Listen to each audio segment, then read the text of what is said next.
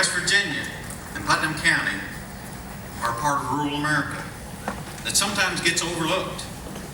We're grateful to this administration that they recognize our small businesses are part of the engines that will move our country forward. So it's my privilege to be here today to say hello to so many of you and to let you know that I am your advocate at Small Business Administration. I've got your back. I want to hear from you because President Trump believes in small businesses. He knows that you are the backbone of our economy.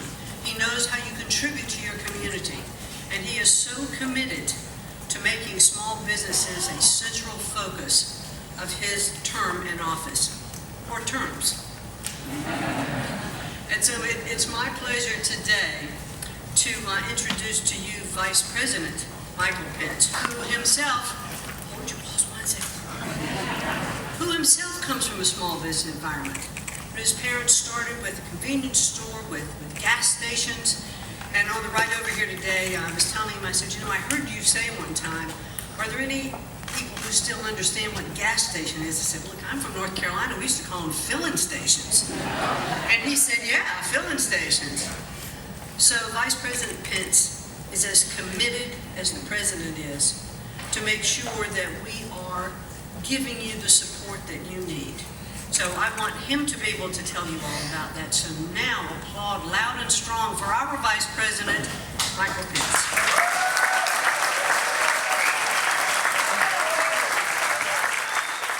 I just heard that you have a wall division here at Foster's. Maybe we need to talk.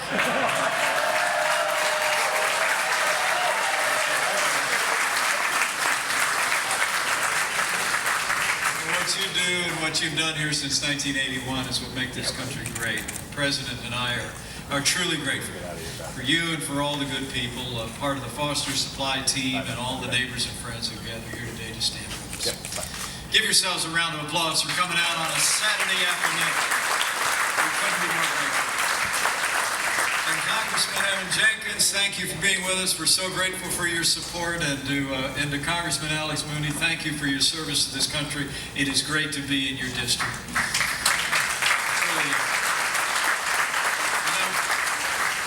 You know, it's so humbling for me to stand before you today in this role.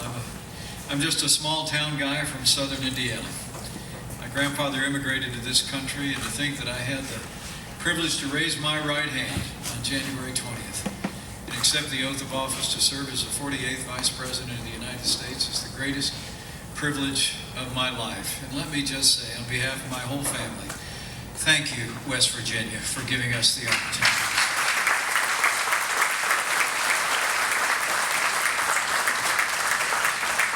And I'll tell you, it is the greatest privilege of my life to be Vice President to President Donald Trump. President Trump is my friend. He loves his family. He loves this country with boundless energy, optimism, courage, and determination. And let me be clear on one thing. President Donald Trump is going to be the best friend American small business will ever have.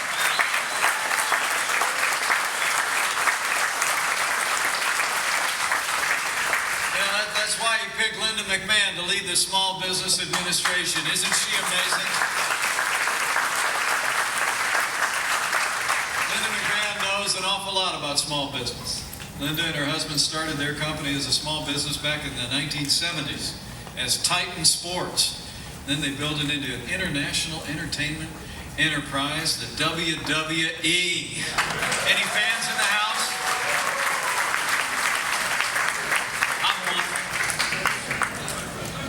Now she's bringing that great business experience to building a business to help small businesses across America grow and thrive. You know, Linda, we're grateful for your leadership, but maybe we could have used a few of your WWE superstars on Capitol Hill yesterday. Give her another round of applause for leading the Small Business Administration.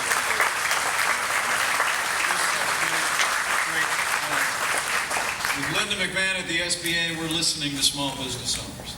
And that hadn't been happening for a while in Washington, D.C. Been listening to people just like many who are with us today. Would you join me in thanking all the great small business owners who are gathered here today, people that make West Virginia such a great place to live, to work, and to raise a family.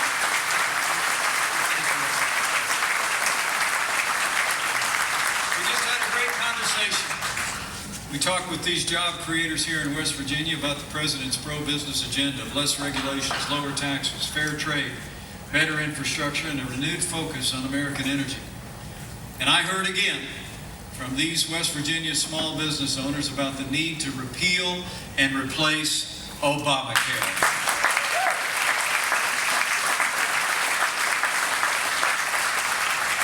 They told me how Obamacare stands in the way and stifles growth.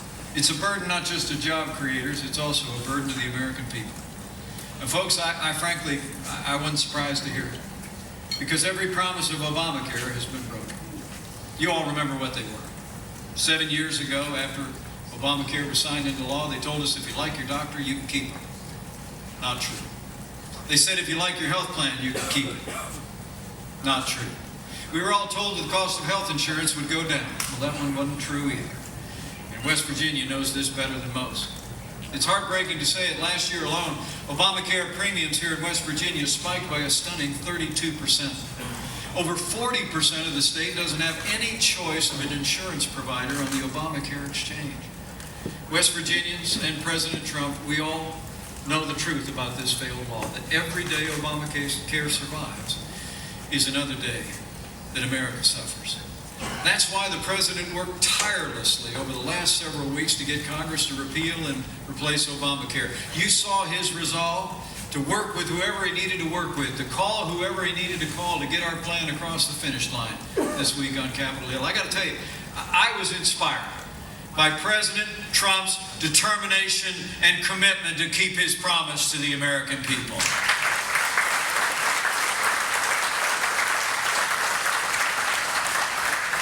The President and I are grateful for Speaker Paul Ryan and all the House Republicans who stood with us in this effort to begin the end of Obamacare. But as we all learned yesterday, Congress just wasn't ready. You saw it.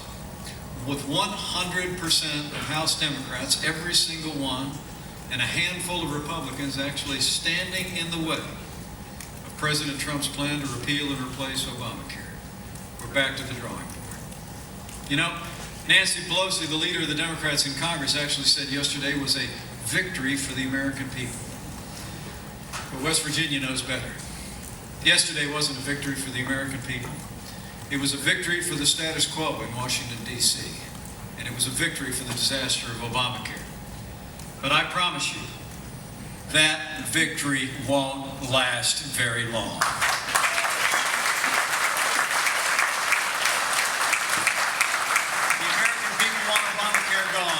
As the President said today, don't worry, America. He just tweeted this morning, Obamacare is going to continue to explode.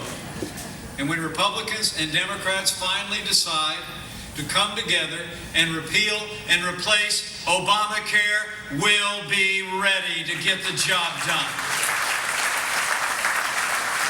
As the President promised just this morning, we'll all get together and piece together a great health care plan for the people. We will end the Obamacare nightmare and give the American people the world-class health care that they deserve.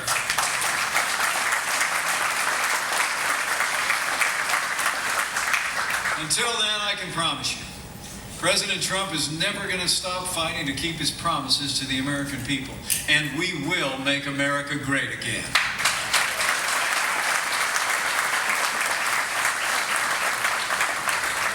Forward. Next up, we're going to get back to the President's three-part agenda. Jobs, jobs, and jobs for every American in West Virginia and across this country. And the great news is we actually been on that agenda from the very day President Trump was elected. It's been amazing to see jobs coming back to this country, even since the day after the election. Last month, the economy added 235,000 jobs. Construction and manufacturing are booming again. Companies are canceling plans to move jobs and factories overseas, and they're building them right here in America once again.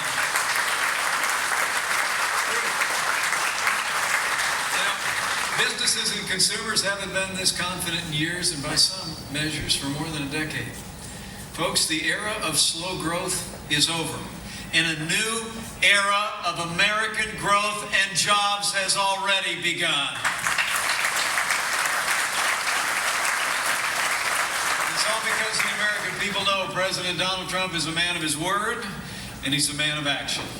In fact, on day one, President Trump went straight to work rolling back reams of red tape that have been killing jobs in small business America across this country. He instructed every bureaucracy in Washington, D.C. to find 2 regulations to get rid of before issuing any new regulations out of our nation's capital.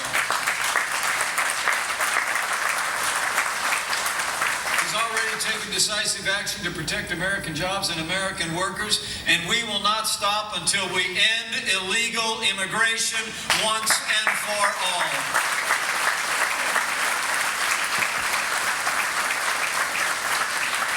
Just this week, the President authorized the Keystone Pipeline, creating tens of thousands of jobs and protecting our energy future. And folks, we're just getting started. Next up, as the President said yesterday, we're going to roll our sleeves up and we're going to cut taxes across the board for working families, small businesses, and family farmers. With this Congress, President Trump is going to pass the largest tax cut since the days of Ronald Reagan, and we're going to get this American economy moving again. We're going to reform the tax code and make it flatter and simpler and fairer. You know, I guarantee you there isn't anyone here, including the Fosters, who can make sense of the tax code. You know, there's an old joke. There's an old joke about how the tax code in this country is 10 times the size of the Bible with none of the good news.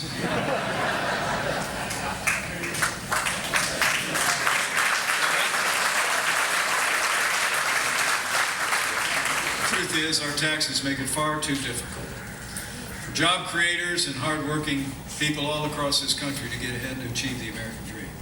That's why our tax plan will make American businesses and American opportunities more competitive all over this country. We're going to also cut the corporate tax rate in America. We have one of the highest business taxes in America. We're going to cut it to 15% so American companies will invest in American operations and create American jobs.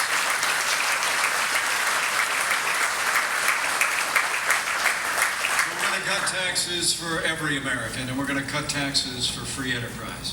But we're also going to get this economy moving with less regulation and more American energy.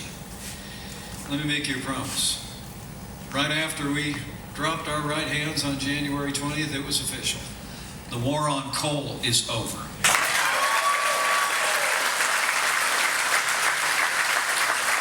And a new era of American energy has begun.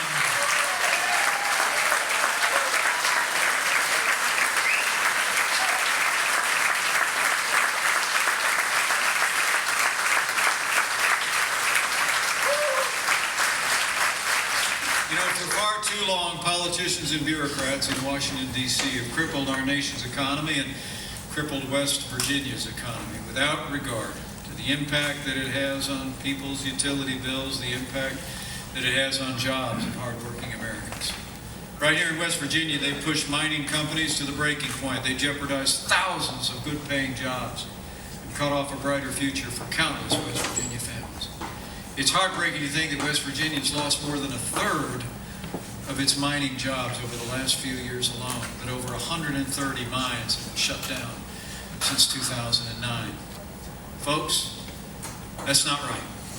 The hardworking men and women of this state have been forgotten for too long, and they will be forgotten no more under President Ronald Trump.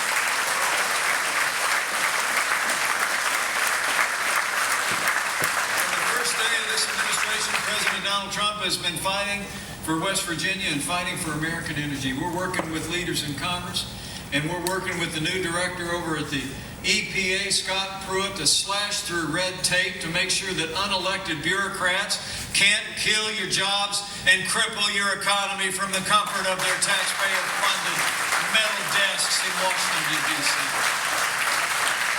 We're going to bring back jobs. We're going to get Washington out of the way of energy producers and coal miners, because energy means growth for America, and President Trump digs coal.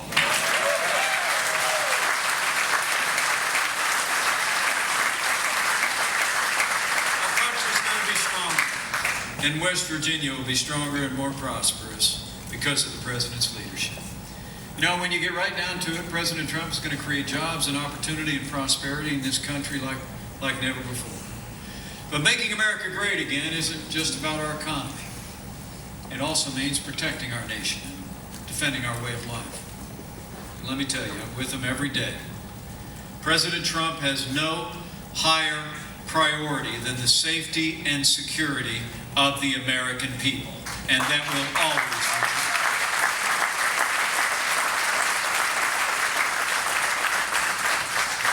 That's why, from the first day of this administration, President Donald Trump has been standing with the men and women in law enforcement all across America, and we always will.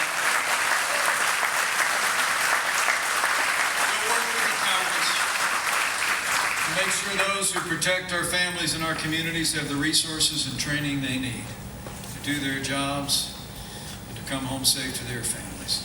You know, there's a fair number of law enforcement personnel who are with us today. I know most of you are standing, but would all of you just take a minute to show the men and women in law enforcement here in West Virginia just how much we all truly appreciate the job that they do in protecting our families.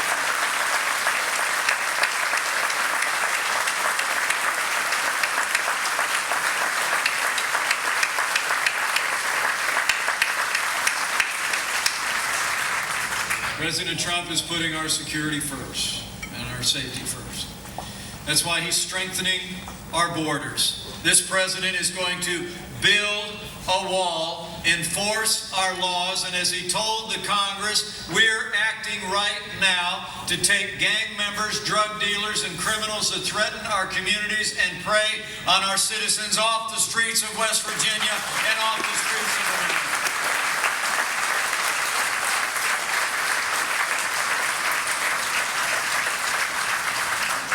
And as the father of a United States Marine, let me say this from my heart.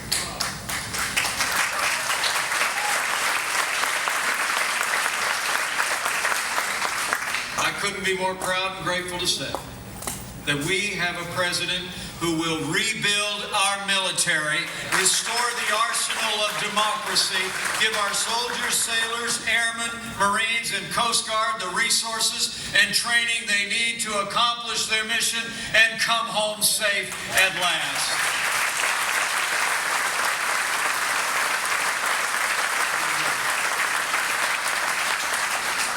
So it's about jobs, it's about energy, it's about our national defense.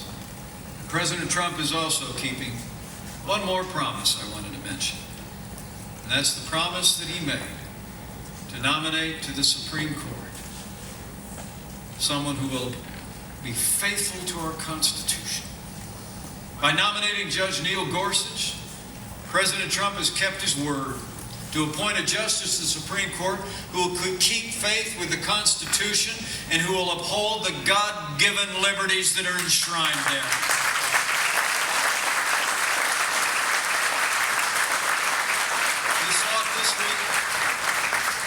You saw it this week. My daughter was off work. She got to watch C-SPAN. She told me she watched a lot of Judge Gorsuch's testimony before the Senate. 3 days of powerful testimony before the Senate. Judge Gorsuch made it clear why President Trump nominated him to the highest court in the land, didn't he? He demonstrated temperament and intellect. Explains why the bipartisan praise is rolling in. The truth is, America saw this week what President Trump saw when he made that decision. Judge Neil Gorsuch is one of the most respected, qualified, and mainstream nominees to the Supreme Court in American history.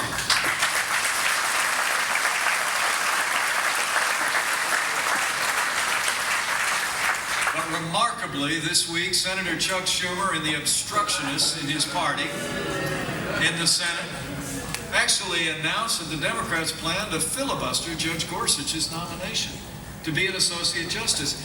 That's something that's never been done successfully in American history. So let me say this to you, West Virginia.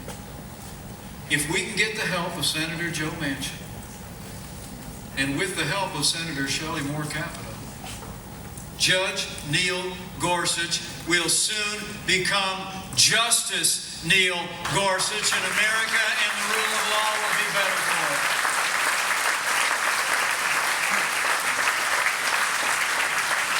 Let me be clear, President Trump and I are confident the United States Senate will confirm Judge Neil Gorsuch one way or the other.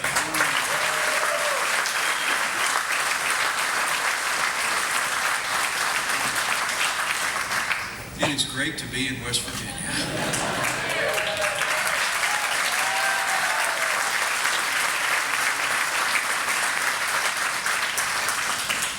My friends, we've come to a pivotal moment in our nation's history. In this moment, I think we need every freedom-loving American. We need all of you to stand up, to speak out. Take time, as you've done today, to come and be engaged and be involved. We need you to keep telling your neighbors here in West Virginia we can do better, that we're renewing and restoring this country, that we can put America back on a path to a brighter future. And this I know we will do, because I have faith. First run for office back in the year 2000 has been a framed copy of a verse from the good book. It was in our home in Indiana. It was in the governor's residence in Indiana when I served there, and now it hangs above the mantle in the home of the Vice President of the United States. And it simply reads these words: "For I know the plans I have for you, plans to prosper you and not to harm you, plans to give you hope and a future." You know, in November, the people of West Virginia voted to give America a president with the strength and the courage and the vision to make America great again. You voted to give us a new leader who would make America prosperous again. And I believe with all my heart that with your continued support and faith, and with God's help, together we will restore this country. That our best days are ahead, and that together we will make America great.